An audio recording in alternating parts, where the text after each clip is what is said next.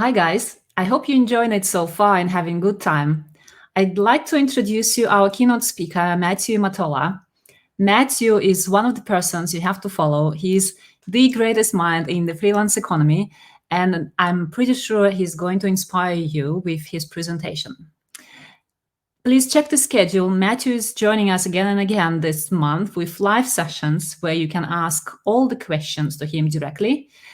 For this keynote, please type your questions in the chat box that is next to the screen you see now, and Matthew will answer them as well. Please enjoy it and see you around. Cheers, Elena.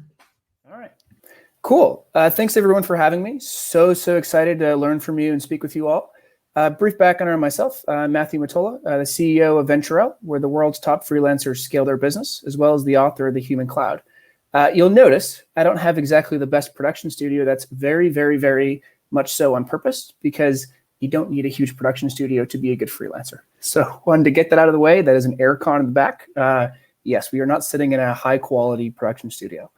So in terms of what we're going to do today, we're going to discuss freelancing, specifically the future of freelancing. Now, before we get rolling, I want everybody to write down what you think your definition of a freelancer is. It'll come full circle, I promise you. So second thing is I'm going to show you some photos. Now, I noticed in every single corporate presentation, the leaders like to exploit their family. And so I will definitely not be different. So here's one photo, here's a second photo, here's a third. Now, I have a secret. This actually is not my family. These are freelancers that I've been fortunate to work with. And the reason that I show you these ridiculous photos, and yes, I actually made them do a mock wedding shoot. We had an offsite in Cincinnati. But the reason I show you this is because freelancing, to me, no matter what your definition is, it is so much more than just work. To me, it is about relationships. Now, let's get even deeper. What freelancing really is a radical redistribution of opportunity. So me personally, I mentioned CEO and author. Freelance has changed my life and put me in a place that I could never imagine I would be. The first thing it did was it gave me an accelerated path to opportunity. What I mean by that is that I could do in months what would take years. So quick story about that. When I was interviewing at Microsoft, the HR person asked me, you have 5+ years of management experience, yet 10 months of real experience. How is this possible? And I talked about how, well, I was leading global teams and in freelance environments, and it was taking months. And she was like, I don't understand you, but okay, yes, you do have 5+ years of management experience. So that was the first thing, was it gave me an accelerated path. The second thing was it gave me access. So I was working directly with decision makers, whereas when you start in a company, you are entry level. Where for me, I was working directly with the CEOs, the owners, the VPs, the GMs. And the third thing is that it gave me hyper close relationships. Now, one thing that I love about freelancing is the project ends, but the relationship never does. And so the people I've worked with from the beginning, I will forever work with. So deeper than the opportunity, what really is freelancing? It's a shift from the physical office, and I love this gif of I own you, right? Because we can all relate if we've been in corporate. It's this physical shift from the office to an environment that is digital, remote, and outcome-based. And sort of we'll get into this as we go further. Deeper than this shift is, why is this happening? And the answer is we have to understand why companies are actually going to freelance, right? If you're the freelancer right now, you're going to get a little inside scoop on what your customer and what your client is thinking. So the reason companies love us is, take 15 seconds and now read this quote, and let's see in the chat who can guess where this comes from. Whoever guessed crazy stupid love, hell yes. If you didn't, no worries. But the reason I show you this ridiculous quote from a chick flick is because companies feel like the old person on the block. And 10 years ago, they might have felt old, but what they didn't expect was that the speed of innovation was going to crush their business faster than ever. And so when companies think about how in the world are we going to compete, freelancers are core to their strategy. And specifically, The fact that you are, and this is what leadership teams are saying about you, you are better, you are faster, and you are cheaper. And so when a company thinks about why they're at such a disadvantage, it's because they're big, they're slow, and they're expensive. It used to be 20 years ago that having 100,000 people as part of your organization was a huge advantage. Today, it's a ginormous disadvantage, specifically because startups can do in months what used to take big companies years, and startups can now scale to directly compete against these large companies. So in terms of where we fit, right? Where you as a freelancer have your strategic value. You're better, meaning you have specialized expertise. One major theme we're going to talk about is the fact that you're competing against agencies. And in regards to agencies, when a client goes and hires an agency, they don't know who's doing the actual work, where with you, they know that you, the specialized expert, is doing the work. They also know that you have a hyper-relevant skill set. So let's say that you're a designer. You're not just a designer. You've had these projects that are hyper-relevant to what that business needs to achieve. Second thing, you're faster. This is an easy one. With agencies and temp, it'll take around 30 days to get someone in the building. You can start immediately. The industry average is 2 to 5 days, but as you know with your clients, you can get going right when you get that email. The third thing is that, yes, you're cheaper, but the word that you should use is cost efficiency. Specifically, they can hire the exact person, so they're not having a bunch of overhead of having a bunch of generalists. And then if we think sort of common sense, you don't have an office. You don't have a bunch of partners, and you don't have to go take people out for dinner. And so you are 50 to 90% cheaper. Now, this is the good news. The bad news is that we have some major problems. And I'll show you the two most common ones. But the result, even though companies love us, it's really hard to work with us.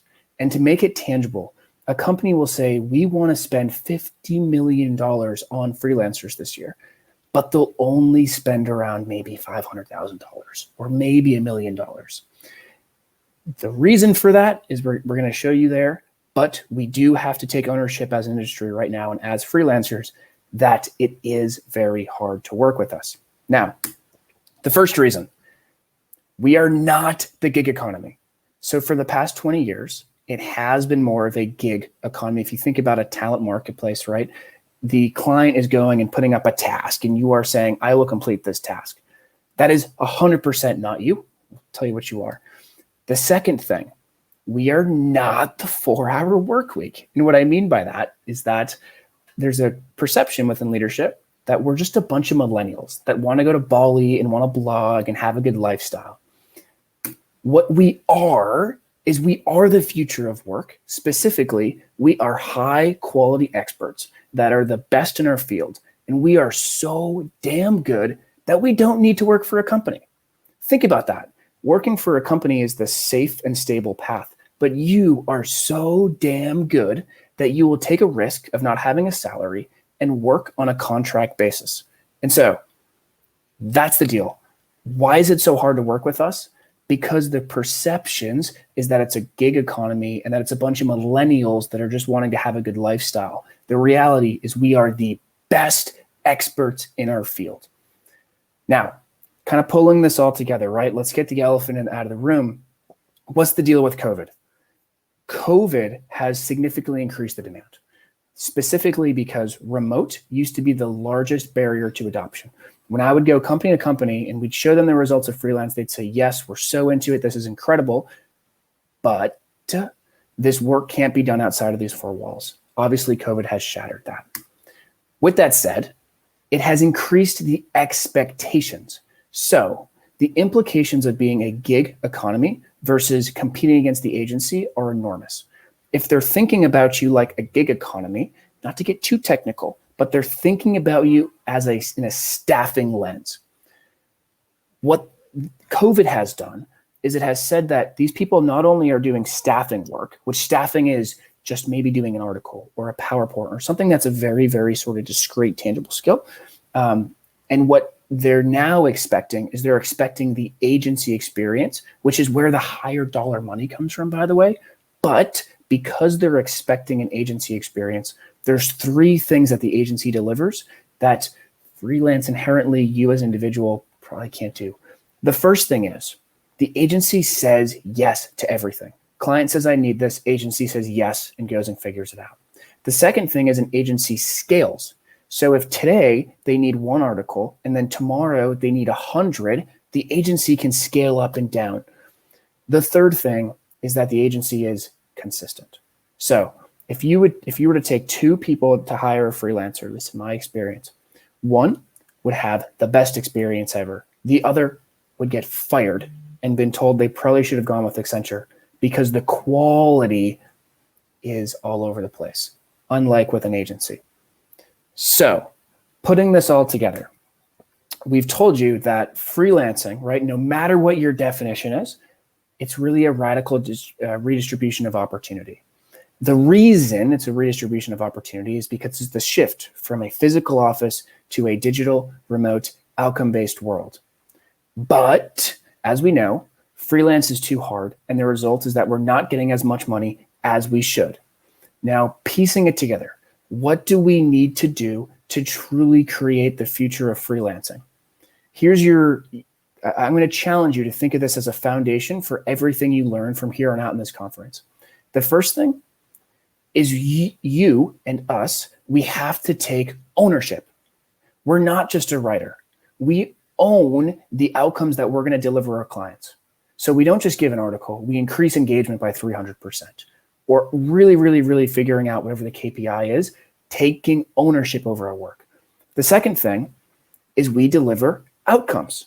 So back to this whole, we're not a gig economy, we are an outcome-based economy. We increase value by 300%. We increase engagement by 300%.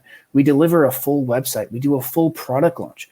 My favorite freelance project that I've seen thus far was a $5 to $12 million huge software build that totally revamped a company's digital experience. It was the largest motorcycle manufacturer in North America, and they didn't just need an article. They needed a full digital transformation, and freelance is what picked up the tab. So the second thing is we are going to be outcome-based. The third thing, we're going to be community-based. What I mean by that is we can't do this alone. We all need our fellow freelancers. Specifically, we need to team up. So in order to hit that massive project, we need to team up and have a designer, a back-end dev, an article writer, an SEO expert, you name it. So we're going to team up. The second thing we need to do with our community is refer work back and forth. So in order to say yes to everything, we need to have a network of fellow freelancers that we trust. And the third thing is we're going to take responsibility for our own, but also our fellow freelancers' career growth. The beautiful thing of a company is that you start, and when you're there, they help you grow. They give you tools, they give you templates, they give you one-on-one, they give you mentoring, you name it. We are going to provide that. So you got this. The rest of the conference is your time to learn and really dive deep into how to build your foundation. And just remember, this is a radical redistribution of opportunity, and it is driven 100% by you. We can't say this enough. You are the future of work.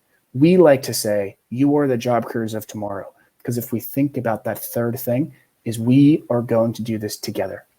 Thank you so much. Can't wait to learn from you all in the next month.